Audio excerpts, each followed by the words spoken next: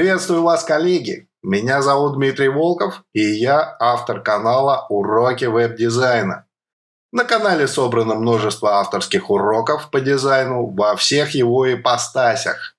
Так что не забывайте подписываться на канал и ставить лайки. За последние несколько лет слава AliExpress не дает покоя многим бизнесменам. Каждый хочет заработать на товарах из Поднебесной. Поэтому многие серьезные компании, такие как Mail, Яндекс, создали свои площадки для торговли китайскими товарами. И не только китайскими. Mail сделал Pandow, Яндекс сделал Bringly.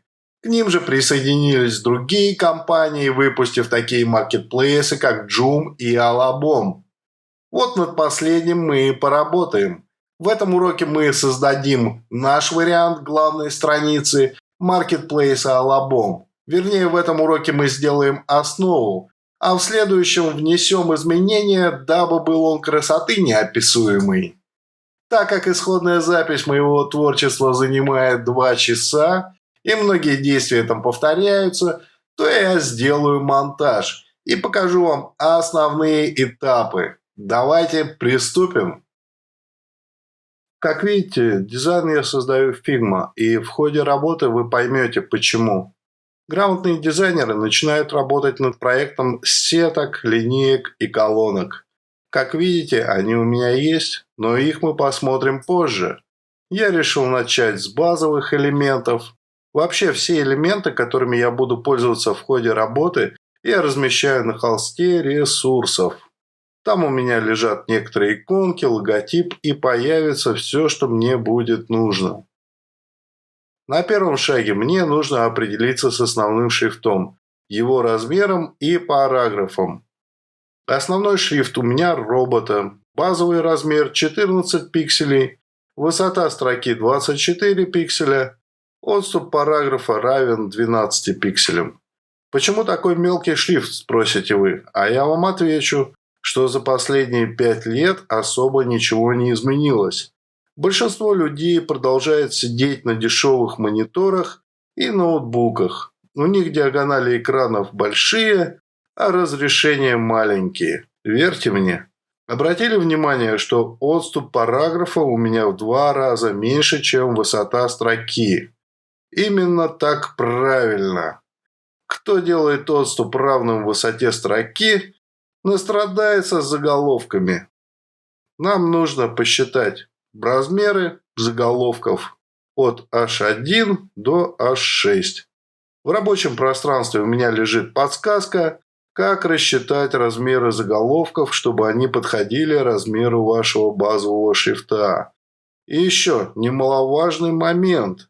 Когда вы получите размер заголовка, нужно задать ему высоту строки, которая бы ему подходила. И в параграфе, и в заголовках я работаю в рамках модуля равного 4 пикселям. Как вы можете видеть, любой мой объект хорошо ложится на 4-пиксельную сетку. Так как в Figma есть возможность создавать стили текста, каждый заголовок преобразуется в свой стиль. Стилям задаю понятные названия, по которым смогу их легко находить и применять.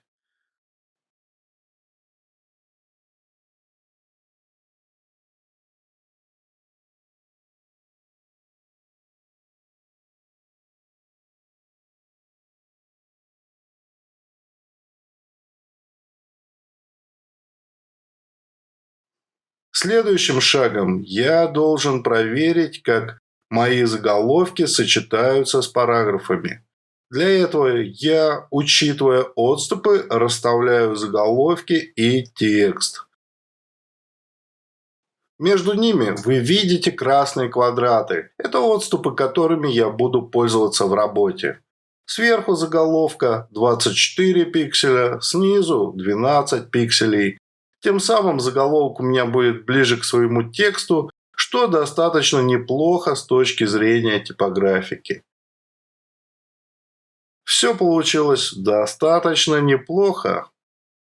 Перейдем к настройкам моей модульной сетки.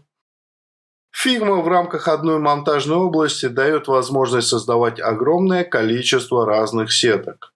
Все ваши сетки можно преобразовать в стиль сетки, который можно будет использовать по всему проекту.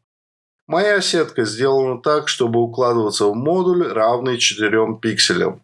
Большинство фреймворков представляют сетку как 12 колонок без межколоночных отступов. Колонки там слиты в сплошную линию, а межколоночные отступы визуально появляются за счет отступов внутри этих колонок. Вот и у меня тонкими линиями обозначены колонки, а жирными линиями выделено пространство, получившееся с применением внутренних отступов. И еще немаловажный момент моей сетки. При расчете ширины контейнера, в котором находится модульная сетка, и ширины нашего сайта я учел также пространство под элементы управления каруселями. В общем, дальше увидите, как я этим воспользовался. Если хотите повторить мои настройки, ставьте на паузу и применяйте в своем проекте. Основные шаги мы проделали, теперь можно начать творить. Первое, что я делаю, это начинаю делать шапку. Серый прямоугольник показывает высоту шапки, и на него я начинаю накидывать элементы, которые будут в ней. Высота шапки 60 пикселей, высота элементов внутри шапки будет 32 пикселя. Все иконки размещены внутри контейнера 24 на 24 пикселя. Я всегда размещаю иконки внутри контейнеров, для того, чтобы они у меня ровно стояли на модульной сетке. И дизайнеру, и верстальщику так намного легче работать с макетом. Я всегда сначала набрасываю все необходимые элементы в блок, который дизайню, потом привожу это в порядок. Кстати, давайте нарисуем иконку колокольчика в Figma. Пускай у нас будет элемент оповещений, как в социальных сетях. Сначала создаем контейнер, внутри которого будем рисовать иконку. Потом, используя простые фигуры, создаем более сложную фигуру колокольчика.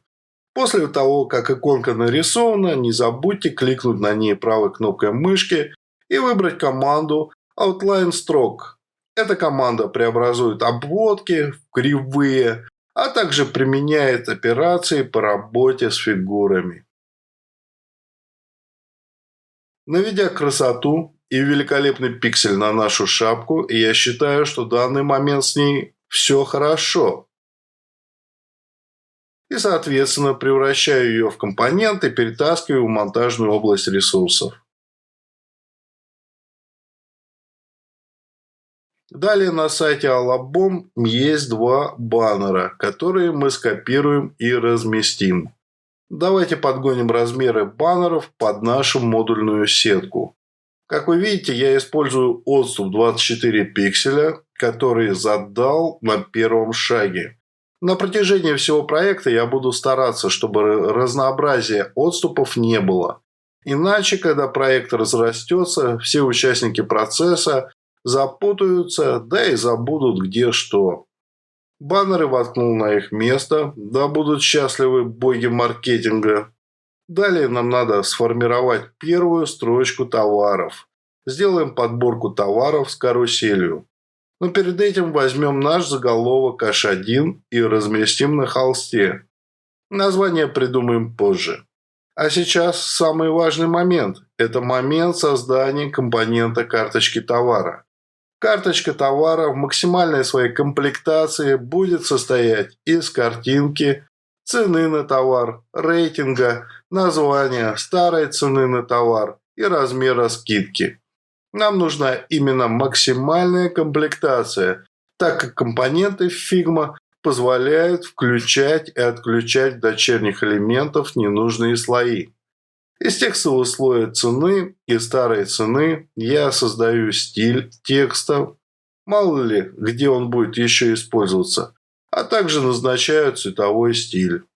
Делаю это для того, чтобы в случае необходимости перекрасить все эти элементы в другой цвет. Рейтинг я использую не так, как на большинстве сайтов, где рисуют 5 звезд, Сейчас его стараются сокращать в списках ради экономии места.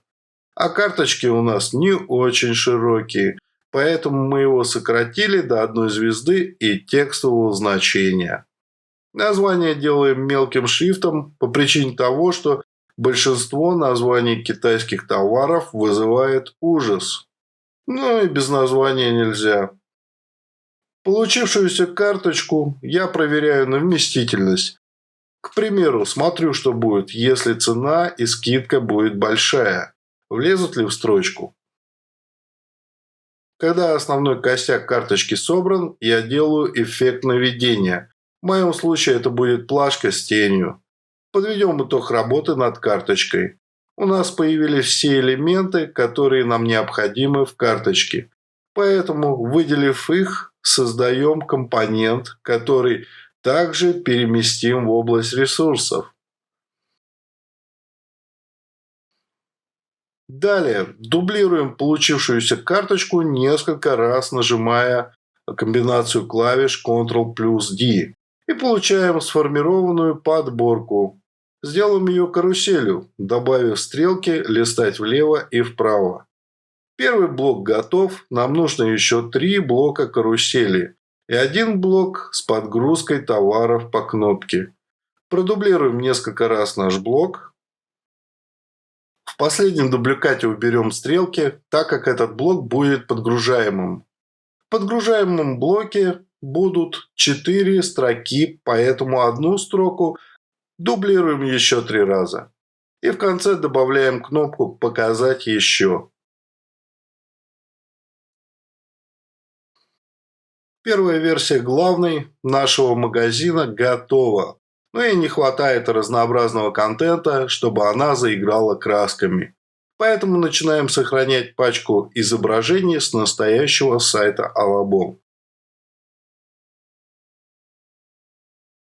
Используя инструмент Place Image, мы с легкостью заполняем наши карточки разными изображениями.